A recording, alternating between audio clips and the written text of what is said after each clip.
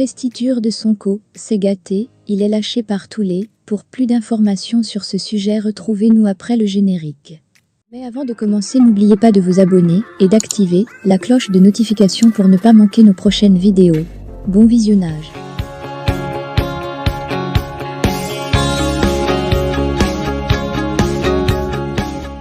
L'investiture de Ousmane Sonko prévue ce samedi 15 juillet à Dakar a été interdite par le gouverneur de Dakar et par plusieurs préfets.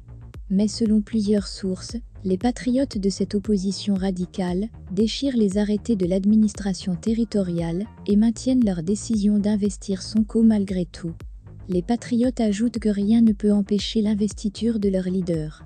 Et le PASTEF compte sur sa capacité de mobilisation et de nuisance par la violence. Mais Ousmane Sonko oublie que tout a changé entre les manifs du mois de juin et cette période de vacances où plusieurs indices mènent Sonko vers un échec total. Les manifestations des 1er et 2 juin ont ébranlé la République et impacté le secteur informel qui soutient les ménages sénégalais. Le leader des patriotes et les patriotes veulent contre vent et marée investir leur leader comme candidat potentiel à la présidentielle de 2024. Malgré les interdictions du gouverneur et des préfets, les patriotes veulent défier les autorités. Et Sonko compte sur les jeunes casseurs pour faire trembler la République. Ousmane Sonko et ses ouailles versent à nouveau dans la provocation et dans leur entreprise de déstabilisation du Sénégal vouée de toutes les façons à l'échec. Ils veulent plonger le Sénégal dans la tension afin que la prochaine élection présidentielle ne se tienne pas sans Ousmane Sonko. Pour eux, ce sera le déluge si l'élection présidentielle doit se tenir sans la participation de Ousmane Sonko. Mais selon plusieurs indices, le forcing de Sonko risque d'échouer.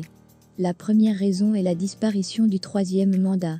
Plusieurs manifestants sortaient parce qu'ils soupçonnaient Macky Sall de briguer ce mandat de trop pour toucher une grande partie de la population dans son entreprise folle de déstabilisation du Sénégal. Ousmane Sonko construisait son mensonge selon lequel Macky Sall cherchait à violer la Constitution en se présentant à un 3e mandat successif. Un mensonge bâti pour faire sortir les Sénégalais dans la rue.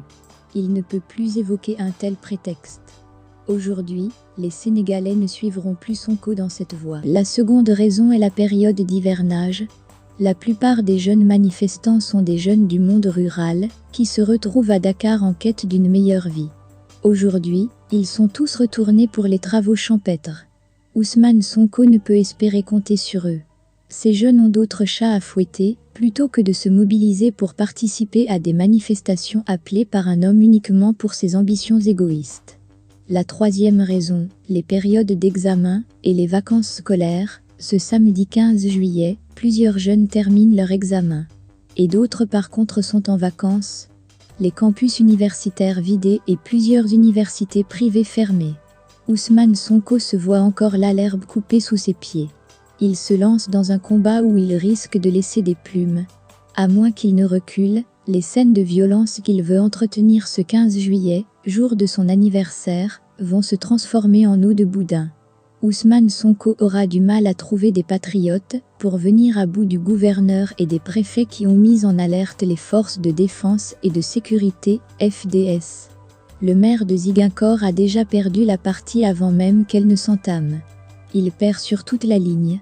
Les autorités ont trouvé que la seule manière de le mettre hors d'état de nuire est d'afficher toute la fermeté à son endroit.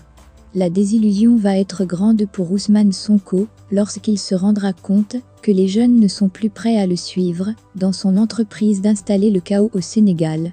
Il risque de se retrouver seul au front.